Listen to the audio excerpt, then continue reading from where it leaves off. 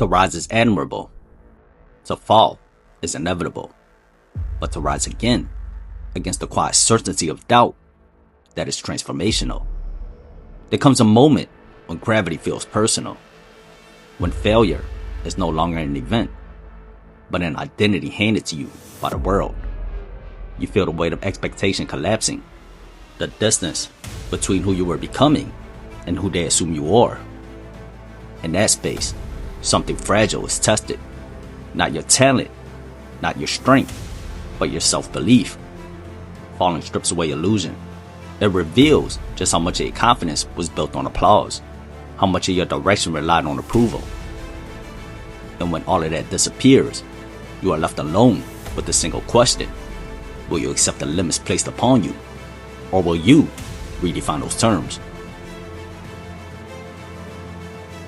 Bakhram Murtazaliev, the dangerous, often overlooked dark horse of the super welterweight division, defends his IBF world title against mandatory #1 challenger Josh Kelly.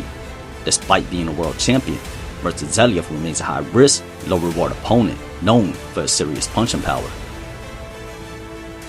Kelly, once seen as one of Britain's brightest prospects, suffered a setback against David Avanesyan, but has since rebounded with 7 straight wins. Now on a strong comeback run, he faces the biggest puncher of his career in a fight that could deliver redemption and redefine his place at the elite level.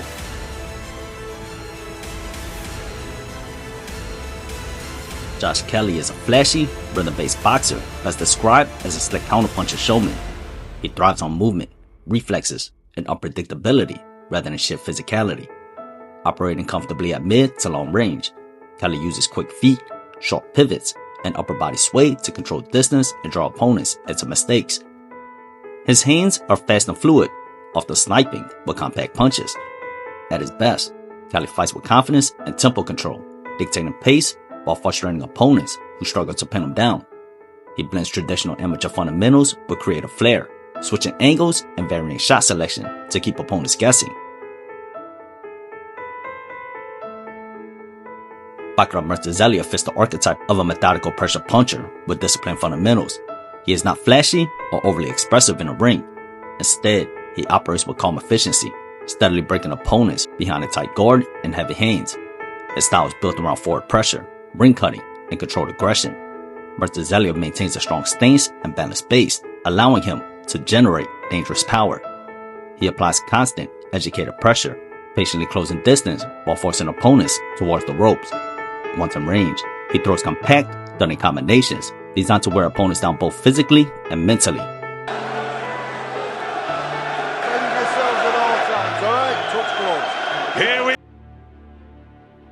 The brutal edge of the X means nothing without proper alignment.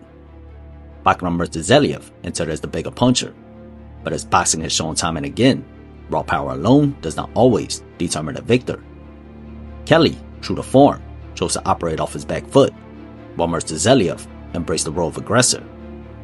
As the aggressor, Murtazaliev's responsibility was to shrink the ring and cut off escape routes.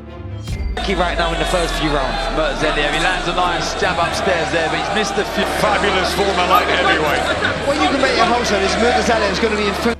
As the counterpuncher, Kelly's task was to maximize the space available, dictate range, and control the tempo. Kelly's objective was clear: irritate Murtazaliev from distance, disrupt his rhythm, provoke overcommitment, and capitalize on the very mistakes that followed. For many, many years, Murtazaliev's 33. That is a long time out the ring when you're fighting someone as fast. For Murtazaliev, the focus was on seizing the center of the ring and limiting Kelly to lateral movement. By forcing him to circle constantly, he aimed to drain Kelly's energy, sap his legs in the later rounds, and diminish the fluidity of his movements. Did this round come to the last 2 rounds? Oh, he's the more chance you're going to get caught by Murtazaliev. And like I said earlier, Murtazaliev's going to be in front. Yeah, he'll trade, exactly. I'm not sure there's a little bit of a swelling under the left eye. And in those inevitable moments, when the distance collapsed, the goal was to drag Kelly into uncomfortable exchanges, situations that naturally favored the heavier puncher. Dark Lord of boxing, and he has that sort of confidence in him. When you possess certain advantages, fighting fire with fire is a fool's game. Bakhram, a traditional power puncher, needed to set his feet before committing, choosing to swing with full leverage. That approach left him flat-footed and consistently a step behind the agile Kelly. You cannot play for a second. That is mentally draining, and that's... He was also predictable in his patterns, preferring to defend, catch and counter, while inching into range. It's a lovely combination there from Josh Kelly, and then that predictability gave Kelly the edge and timing, especially with speed and movement on his side. Across when Kelly... The move there with Josh Kelly electing to stand between rounds. Such an experience. His strategy was boxing's version of guerrilla warfare, and everything started with the feet. But he has speed and angles, and that's what he's good at. You know, he's getting the angle, but without the... He used lateral movement, shifting only as quickly as necessary to create the cushion needed to reset before the puncher could engage. Zaliev required. Lovely. 17 knockouts. Remember, Kelly can't switch off for a second. As the puncher stepped into the pocket, Kelly fired the jab. It didn't always need to land. Its sole purpose was to measure range and disrupt rhythm.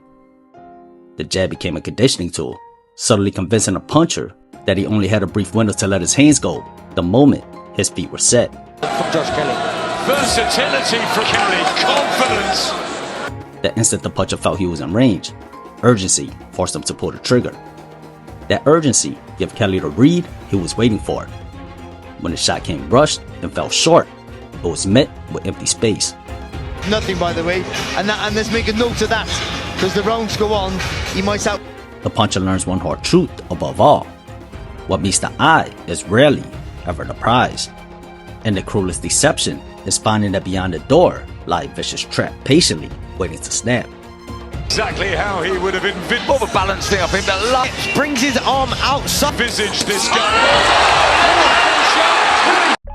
An adequate counterpuncher is defined by the ability to observe and analyze, reading subtle movements, recognizing patterns, and identifying habits as they develop. But what separates a good counterpuncher from a dangerous one isn't just the ability to detect those tendencies. It's the precision and timing in exploiting them. I thought there was some love around where he's just doing that smarter work and just... Murtazaliev had a recurring flaw. He would often get stuck on his jab. In an effort to cover ground, being that he was flat-footed, Murtazaliev would step in heavily, shifting too much weight onto his front foot. That exaggerated step became his anchor.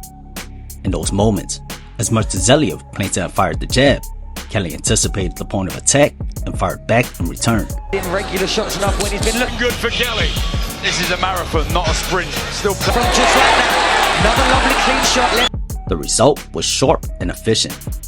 Kelly's timing allowed him to land clean while breaking the punch's rhythm, preventing any follow-up offense. Zaliev maybe just needs another knockdown or two and it's all swung in. It wasn't just awareness, it was execution. And that distinction is what elevates a counterpuncher from capable to truly dangerous. It matters if the judges like it. A lot of the time when you're getting away with it, He didn't get away from it, did he? All he did is lean himself over and give himself a tag. Murtazaliev struggled to pin Kelly down throughout the fight, allowing Kelly's movement and low output to limit openings. When Murtazaliev did find windows to unload, Kelly slipped away like Houdini. that left to the body, didn't he? Fantastic combination. But yeah, there's that lateral movement as well, Sonny. Impressive. but it's Those moments, Murtazaliev hesitated. Kelly answered with flurries. Sonny, class work. lovely work. How I look to go about my business. When you Still, Kelly was reminded how quickly momentum can swing against a puncher of Murtazaliev's caliber. At this shot, jumps right. Let's have a look at that again. Look, just inside the guard, Sonny. Josh Kelly is, and he's been missing. As soon as he started reacting, he threw that little bit lower. Despite scoring a knockdown and closing off the final round strong, the fight leaned in favor of the slick boxer. Kelly executed his game plan effectively, rarely facing sustained resistance that forced him off rhythm. The shots he landed were clean and eye-catching, particularly his counters, which appeared to resonate with judges. At the final bell, the scorecards read 115-111, 114-113, and 113-113, a majority decision for Josh Kelly. Although Murtazaliev threw 222 more punches and landed 18 more overall, Kelly's accuracy told the story. He connected at 37%, compared to Murtazaliev's 20.9%. While the scorecards suggested a competitive contest, the bout felt like a clear victory for Kelly, who outmaneuvered a fighter few were willing to face. Murtazaliev, while a dangerous presence, appeared out of his element against an opponent who refused to stand in front of him. Now the IBF Super Welterweight World Champion, Josh Kelly now positions himself for marquee names in the division. Once written off after his first major setback, he has now defied 3-1 odds to reaffirm a timeless truth in boxing. No matter how dangerous a puncher you are, if you aren't able to take away your opponent's legs, power doesn't mean a thing. Northeast, the area has it. For this man here, he's realised the dream who had never tasted defeat in 23 fights.